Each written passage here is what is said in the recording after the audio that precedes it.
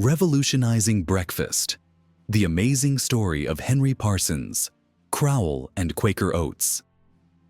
Henry Parsons Crowell, or Harry, the pioneer who transformed oats from horse food to a staple in American breakfasts. Born on the cusp of the Civil War, Harry lived through nearly 90 years of turmoil, witnessing 2 world wars, yet still revolutionizing the breakfast habits of an entire nation and the world. As the founder of Quaker Oats Company, he pioneered innovative marketing and merchandising methods that remain groundbreaking to this day. Get ready to uncover the fascinating story of the man who made oatmeal a household name despite all odds. 1. Intro and setting. In 1783, America gained 250,000 square miles of land from Britain as part of the Treaty of Paris. By the mid-1800s, tens of thousands of pioneers ventured into the unknown, crossing the Allegheny Mountains to settle in Pennsylvania, Ohio, and beyond. Some braved the seas to reach the gold fields of California, where the famous Sutter's Mill strike had recently made headlines. Amidst this era of exploration, Harry's father, Henry Luther Crowell, packed up his family, including his wife Anna Eliza Parsons, and set out for the uncharted territory of the Western Reserve, leaving behind the comforts of New England.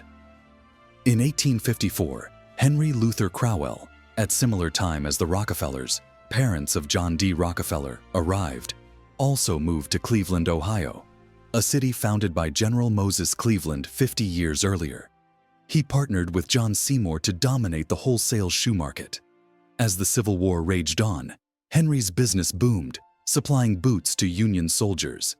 Despite his battle with tuberculosis, then called consumption, he planned for his family's future by creating a financial trust. Tragically, Henry passed away at 40, leaving behind 3 young sons, including 9-year-old Harry. 2. Meet Harry's inspiring family and mentors. Following his father's passing, Harry's life was shaped by visionary mentors. His mother taught him to read and write, while his uncle Joel introduced him to the thrilling world of history, politics, and the Civil War. Pastor Dr. Hawkes guided him towards faith, and the passionate sermons of traveling minister Charles G. Finney ignited a fire within him to join others to pray for the war's end, which eventually ended in 1865. At 12, Harry joined his father's shoe business, working summers alongside his father's partner. But a chance visit from friend Howard Eales in 1867 changed where he would go to school. Inspired by Howard's Tales of Greylock Institute, Harry got permission from his mother to use $27,000, being part of his inheritance, to join Howard for prep school, with his sights set on Yale in 5 years. However, disaster struck when the institute caught fire just a year before graduation. Concurrently, Harry's health started failing, so he was forced to drop out and seek a warmer climate for 7 years. In 1873, 18-year-old Harry's life takes a dramatic turn at a Cleveland church meeting where he meets Dwight L. Moody. Inspired by Moody's question, "I like to think big things for God, do you?" further challenging the congregation to be fully and wholly consecrated to God. Harry prays, saying, "Maybe I can make money and help support men like D.L. Moody." And a legacy of faith and generosity was born. He fulfilled his prayer, later becoming the chairman of the Moody Bible Institute's board and establishing a trust to support the institute, transcending his own passing. Harry Crowell, a young man plagued by illness, embarked on a journey west to Colorado, California, and the Dakotas in search of better health. On a visit back to Cleveland, he met Lily Augusta Wick, a refined lady fresh from schooling in Germany. Despite her mother's initial disapproval, expecting Harry to make Lily a widow, they married in 1882 and had a daughter, Annie, in 1883. Tragedy struck when Lily, who had a 19-month-old daughter, passed away suddenly in 1885, at just 26 years old. Harry later found love again with Susan Coleman, marrying her in 1888, with the help of friends Ned and Rose Murphy. 3. Harry's fortune in Fargo and farming. In 1878, Harry visited Fargo, North Dakota, seeking fortune in farming and cattle ranching. He bought 1,280 acres of land from a local developer and built a thriving farm. But when a devastating storm hit, Harry's prayerful night paid off. His farm remained untouched, while neighboring properties were destroyed. His real estate agent urged him to sell, so he sold it to a Pennsylvanian buyer for a handsome profit. Harry's real estate agent presented him with a staggering 17,000-acre opportunity in South Dakota. Without hesitation, Harry agreed on a purchase price and secured an option. He rushed back to Ohio to consult his uncle, William Waite, who was impressed by his business acumen. Introduced to a Cleveland banker by his uncle, Harry confessed his uncertainty about the land's use. His uncle, an avid Percheron draft horse breeder, proposed raising horses to sell to farmers, sparking an exciting venture for Harry. With his uncle's support in his horse ranch, he acquired 300 sturdy mares and a majestic stallion from Ohio. A custom train, branded Red River Percheron Parade, transported his Percherons in style, generating buzz across the country for about 50 years. Harry also planted 2,500 acres of wheat, but a heat wave reduced his harvest. Undeterred, he reluctantly sold his thriving enterprise when approached by a Minneapolis businessman at a handsome price and returned to Cleveland. 4. Entering into milling and oats. The fascinating history of oats traces its origins to Chile, but in 1880, after 7 years in the West, Henry Crowell returned to Ohio, eager to make a mark. His uncle Joel introduced and offered to Harry to acquire his small grain mill in Ravenna, Ohio. He discovered that the art of milling, with the quern method, remained unchanged since Bible times, with the only variation being the power source, from slaves to animals, water, and finally, steam. Harry's innovative spirit and perseverance led to the recreation of Quaker Mill and Oats, a brand that would change the way people eat globally. The Quaker Mill in Ravenna, Ohio's founders include William Heston, who pioneered and patented the use of rollers and cutting blades technology, setting a new standard for the industry. Drawn to its innovative technology and strong values, Harry's curiosity led him to meet Ferdinand Schumacher, a German immigrant who had brought his expertise in oat milling to America and also an owner of the patent. Harry would capitalize on the Industrial Revolution's shift of people towards city living and busy mornings.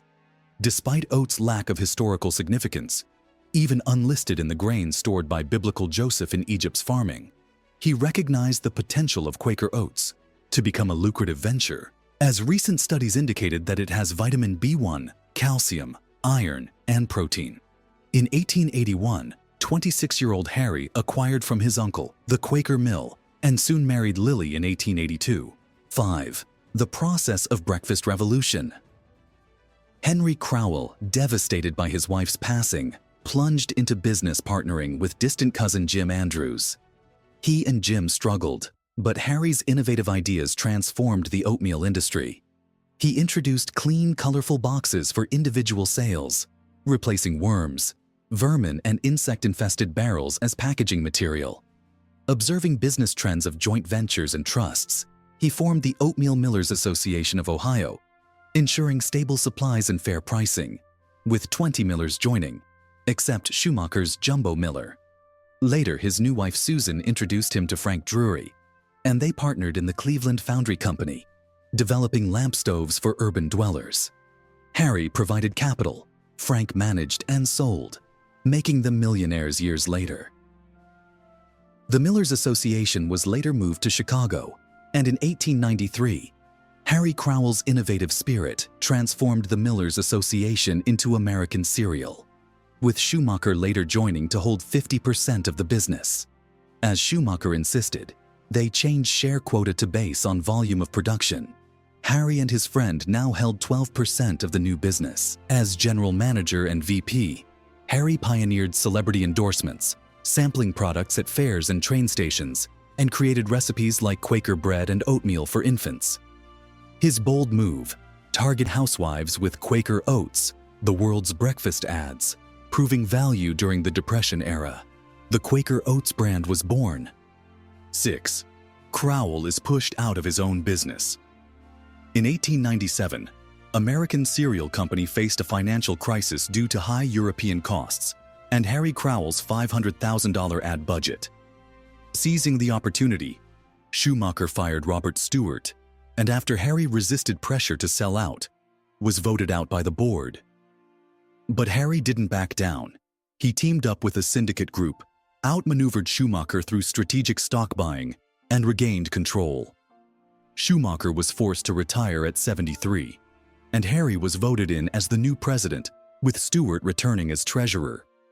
Refusing to form a trust, again resisting the pressure of his syndicate and winning them over, Harry rebuilt the company into a global giant, starting from Great Britain, and emerged victorious. 7. Fostering impact. Harry reorganized the company, quadrupling its assets, expand product lines, raising a 7-year $1.2 million bond in just a few years to pay off the syndicate partners, and set up a trust of voting shares to ensure perpetual control of the business in line with management. By 1908, the Quaker trademark was recognized worldwide, synonymous with quick and healthy breakfasts. Harry continued to innovate, expand products, and eventually becoming chairman, leaving daily management to others. Even close to 90, he remained dedicated to his ministry work as chairman of D.L. Moody Institute, leading a board meeting just days before his passing. On 23 October 1943, he went to the office and was returning home via the train when he died in the train with his Bible open to read. His funeral was held on 26 October 1943, taking full attention of Chicago.